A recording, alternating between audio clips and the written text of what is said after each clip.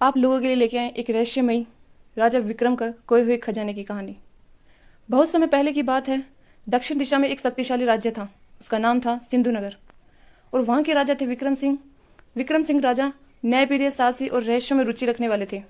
उनके महल के नीचे एक पुरानी सुरंग थी जिसके बारे में सिर्फ कुछ पुराने ग्रंथों में ही लिखा गया था। कहा जाता है कि उस सुरंग में छिपा है एक अद्भुत खजाना जो न सिर्फ सोना चांदी था बल्कि एक दिव्य रहस्य भी उसमें बंद था। एक ऐसा रहस्य जो पूरे ब्रह्मांड का संतुलन बिगाड़ सकता था।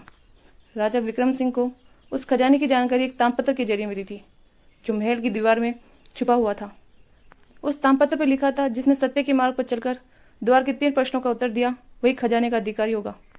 राजा ने कई बार प्रयास किया, पर जैसे ही कोई सैनिक उस सुरंग में उतरता वह या तो रास्ता भूल जाता या बेहोश होकर बाहर आ जाता।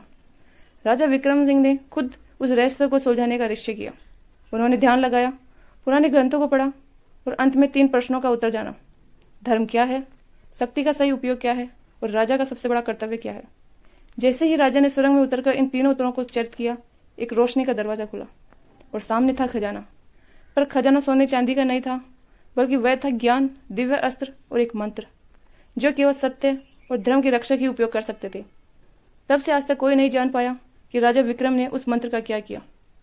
आपको मेरी कहानी कैसे लगी मुझे कमेंट बॉक्स में बताएं और मेरे चैनल को लाइक और सब्सक्राइब जरूर करें।